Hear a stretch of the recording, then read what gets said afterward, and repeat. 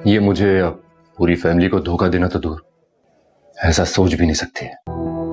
तुम क्या हो मेरे लिए, शायद तुम भी नहीं मैं अच्छी तरह से जानती हूँ और मुझसे ज्यादा अच्छे से कौन जान सकता है। मुझे समझ नहीं आ रहा वो इस चीज के लिए मान के थकावट हो गई है या फिर कोई मुझे लगता है कि ये कोई उनकी साजिश। ड्रामा सीरियल मोहब्बत रेजा रेजा के आने वाले एपिसोड में आप देखेंगे कि अरिशा तो अब सारा भांडा फोड़ देगी। शकील जो कि बहुत ही खुश हो रहा होगा कि अब ईसा से 5 करोड़ मिलने वाले हैं उसे, पर उसे इस बात का अंदाजा नहीं है कि अरिशा ने उसे देख लिया था। और फिर जैसे ही शकील उसके सामने आएगा तो उसे याद आ जाएगा कि शकील नहीं है उसे अगवा करवाया था। आने वाले एपिसोड के स्टार्टिंग सीन में आप देखेंगे कि कौसर ईसा की माँ का दिमाग खराब कर देगी ये कह कहकर कि किस तरह से बदनामी को झेलेंगी आप। लोगों की जुबानें तो बंद नहीं होंगी, इसलिए मैं तो कहती हूँ कि अरिशा जैसे ही ठीक हो जाए उसकी शादी करवा दें, क्योंकि जवान लड़की अगवा हो जाना कोई मामूली सी बात नहीं है। लोग तो किरदार पर उंगलियां उठाते हैं। अरिशा की माँ उसे कहेगी कि खामोश हो जाओ, क्या बकवास कर रही हो तुम, ऐसा वैसा कुछ भी नहीं हुआ। और कोई इल्जाम लगाकर तो देखे मेरी बेटी पर, उसकी जबान ना खींच लूं मैं। खैर कौसर यहाँ पर आग लगा के चली जाएगी कि कितनी जबानें बंद करेंगी आप भाभी, मैं तो हमेशा से ही आपकी खैर ख्वाह रही हूँ। और अब तो ये सब कुछ जानने के बाद शायद कोई रिश्ता भी ना आए अरिशा के लिए, पर मैं फिर भी आपके साथ हूँ। शकील के लिए जो मैंने आपसे बात की थी वो अब भी कायम है। खैर यहाँ पर ये सारी जब प्लानिंग चल रही होगी तो जोहेब सबात को कहेगा कि ईसा भाई ये कैसे कर सकते हैं, वो अरिशा की शादी शकील से करवा रहे हैं। सबात जो कि शकील के इरादे जान चुकी है